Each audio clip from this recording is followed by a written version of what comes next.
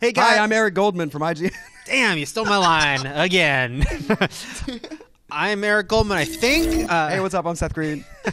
We are here to talk about some Robot Chicken. New York Comic Con. New York Comic Con. This is like the little show that could, man. I mean, could you ever have thought, like, you're working on your 7th season? Are you talking about Robot Chicken? Yeah. No, man, this is insanity. I just had somebody come up to me downstairs and say, I've been watching your show my whole life. And I'm like, how old are you? And they're like, I'm 15. And I'm like, that's close to true, but weird. Yeah. It's just weird because it's just me and friends of mine making stuff that we think is funny.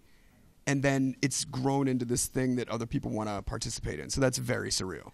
When I was talking to Matt and Brecken earlier, I was asking, I feel like you guys, you have to like watch everything you're taking in pop culture wise, which we all do. Now it can be this filter, like, that might be a good Robot Chicken sketch. Do you find yourself doing that? We do, everything that comes out. Well, but that's the way things inspire us. Honestly, we just look for what's the funniest, and we ask all the questions that we want to ask, and then it gets whittled down before the show gets edited or shot. And some things get in and some things don't. But everything that we see here, take in is potential fodder.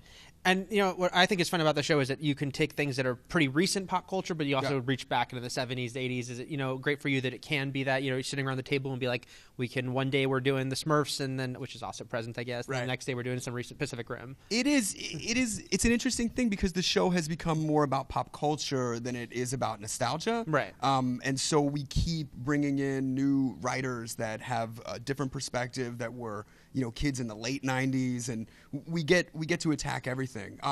But it's just a hodgepodge of what makes us laugh in pop culture. And I know you're working on the second DC special. Yes, RCDC2 VIP. Nice. That's the hashtag. That's the hashtag. Okay. Yeah. And obviously you hit some great stuff in the first one. What are you tackling this time out? I was not concerned going into the second writing period because I knew that we had a great team and everyone was going to come up with stuff. But I wondered if we hadn't hit the areas of the universe that we wanted yet. And I found out one piece of critical information that helped us with our through line, which is that Lex Luthor has a daughter, Lena Luthor. And so I asked Jeff Johns if it would be acceptable for her to be teenage. He said that was totally cool. So in our special, Lex Luthor has a teenage daughter. Okay. That's the main through line of the story. Gotcha. Yeah, it's more villain-centric. I'm thrilled with it. I'm so excited. We're just shooting it now. But the script is great. The writers just crushed it. You already have, obviously, your sort of your core DC voice group. Anything you can say about anyone else who might be coming in this time? I got Clancy Brown to do Gorilla Grodd. Nice. Because I did Grodd in the last special, but that was more out of necessity than. But Grodd figures heavily into this special, and Clancy's amazing. And then who else? I got Sarah Hyland on Modern Family to play Lena. And not to brag, but Zac Efron played Superboy. Nice. That's amazing. You also, of course, are working on the next season at the same time. Yeah. I was told you have some Pacific Rim in that. Anything else you can say?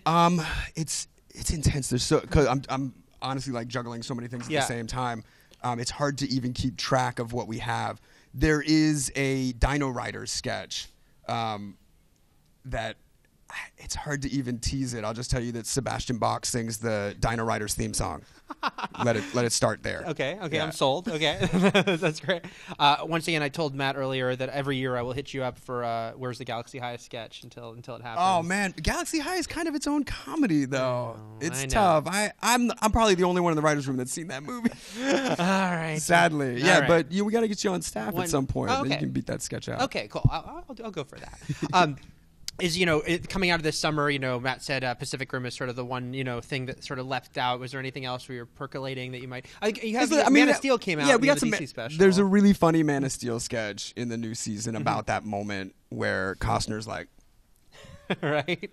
This is a bunch of silly stuff. I mean, man, we all watched Man of Steel and everybody had opinions, so there's a lot of comedy that came out of that.